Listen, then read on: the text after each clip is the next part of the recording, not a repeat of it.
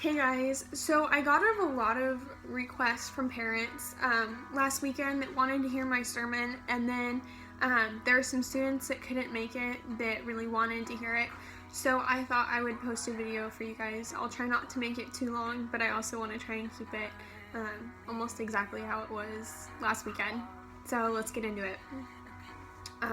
So I want this to be interactive, which is kind of difficult to do if you're watching this through a screen, but I think sometimes when we interact with things, we tend to remember them more, or we tend to pay attention more.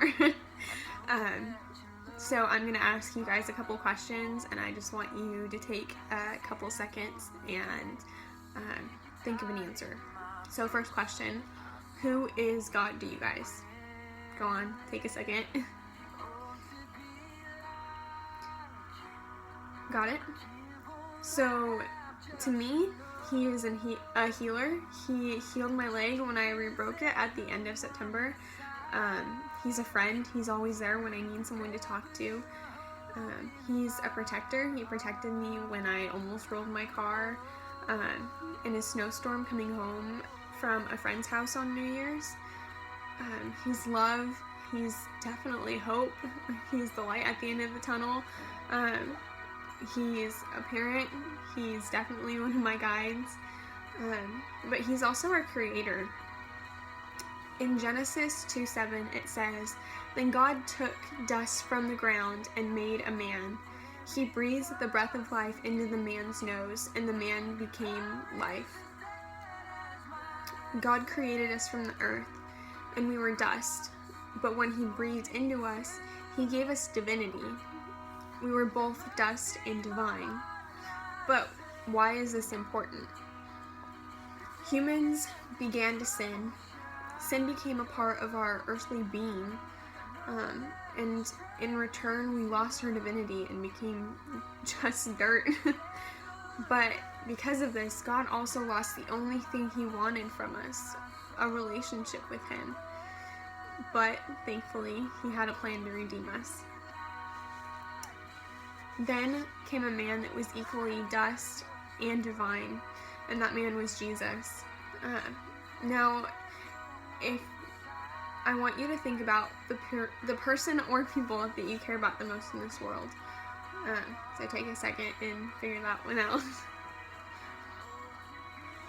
Okay, you got it? So, would you sacrifice that person or people to go through one of the most horrific deaths in order to save the murderers, the thieves, the rapists, and everyone else in the world that definitely didn't deserve to be saved? Would you do it? Because honestly, I wouldn't. But it's a good thing that neither one of us had to make that decision. But God did. He sacrificed the only person that has ever lived that was 110% worthy of his presence. This was what he made his child, his only son, go through. Now, if you're watching this at work or listening to it driving down the road, I want you to, if you're driving, keep on focusing, but I want you, if you can, to close your eyes and to picture this while I read it to you. This is something that we had to read in my internship a couple weeks ago, and I just thought it was perfect for this. It's called "Though He Was Crucified." No death was so thorough, no shame is so complete. First there was the scourging. The scourging post was 2 feet high, an iron ring placed close to the top, projected from both sides. Clothing was ripped away from a prisoner so that he stood naked. Roman lictors were professionals. They confined their labors to the fine, brutal art of scourging, and they could beat a victim until the barest spark of life remained in the prisoner. Wrists were firmly shackled to the iron rings. Then the victim was stretched face down with his feet pointing away from the post. The Roman scourge was a flagra, a short-handed whip consisting of several thin iron chains which ended in small weights. scourging was called the little death. It preceded the big death, crucifixion. Even the tension of awaiting the first blow was cruel. The body is rigid, the muscles knotted in tormenting cramps. Color drains from the cheeks, lips are drawn back tight against the teeth. As the whip descends, the chains fan out across the back, and each link cuts through the skin, deep into the flesh. The weights crash with bruising force into the ribs and tortuously cut around the chest. When a man is scourged, there is pain beyond the memory of pain. Sweat bursts from the brow and stings the eyes. At each stroke of the flagra, a victim's body twitches like a beheaded chicken.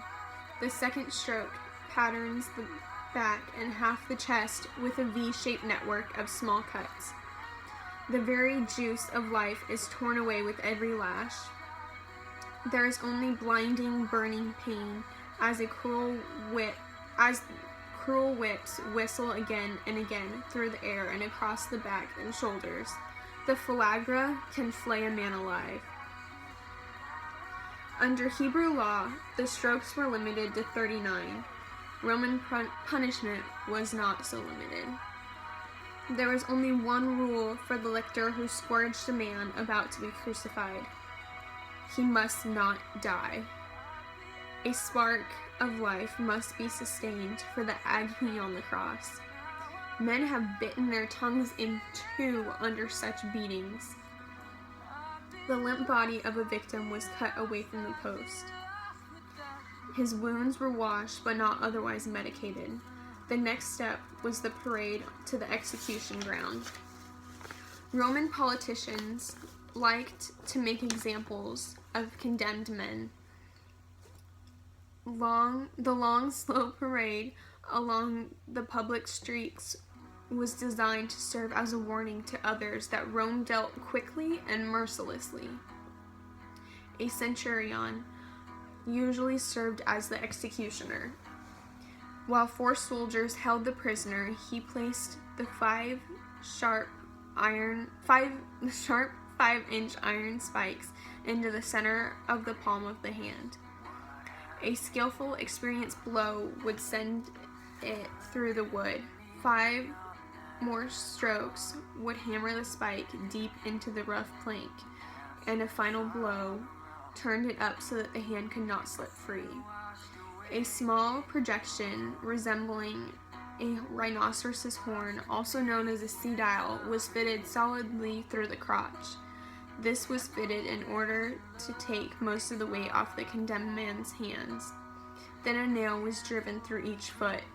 This was a death reserved for slaves, traitors, and thieves.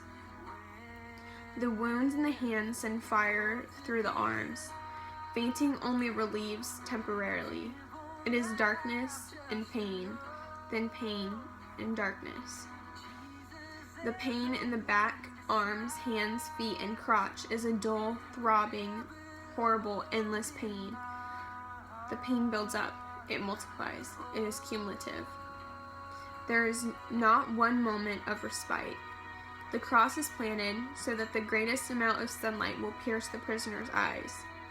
Below, the curious crowd wait, fascinated by the torture. The scene is played out slowly. Dying should be a private thing, not a public spectacle. There is something obscene about having a mob of people stand around waiting for you to die. Then the thirst begins.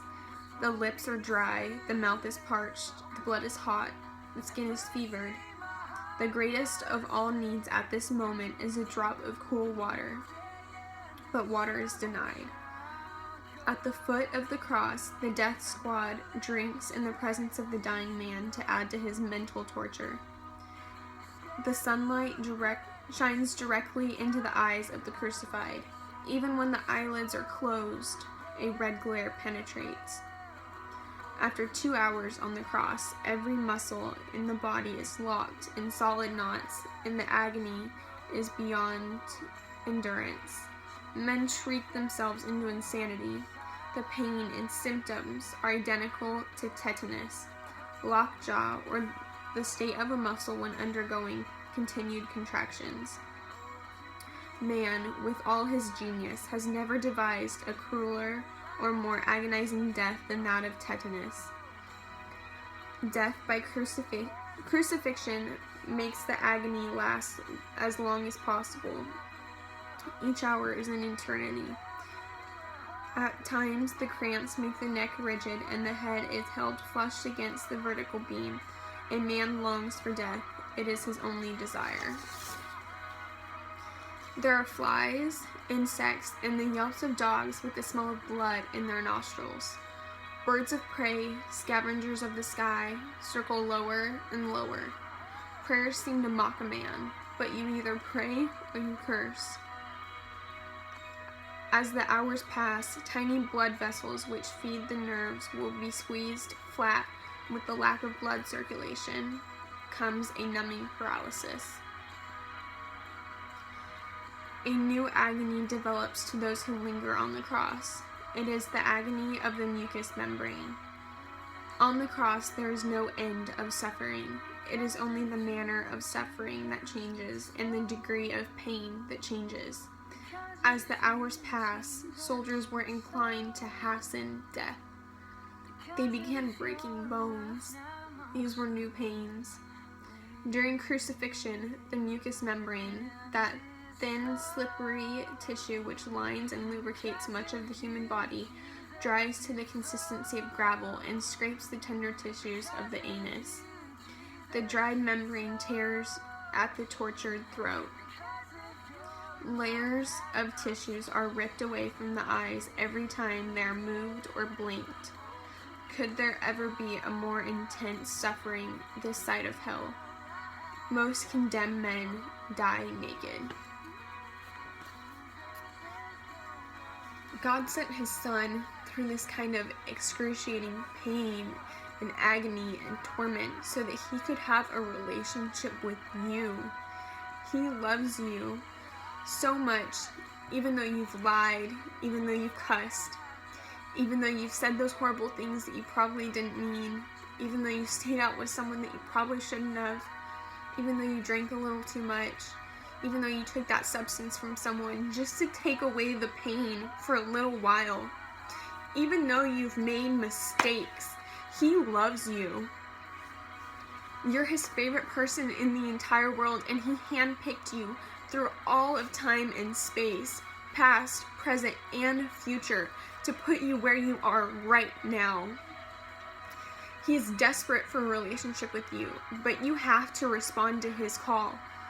This is not offering religion. He is offering a relationship with you.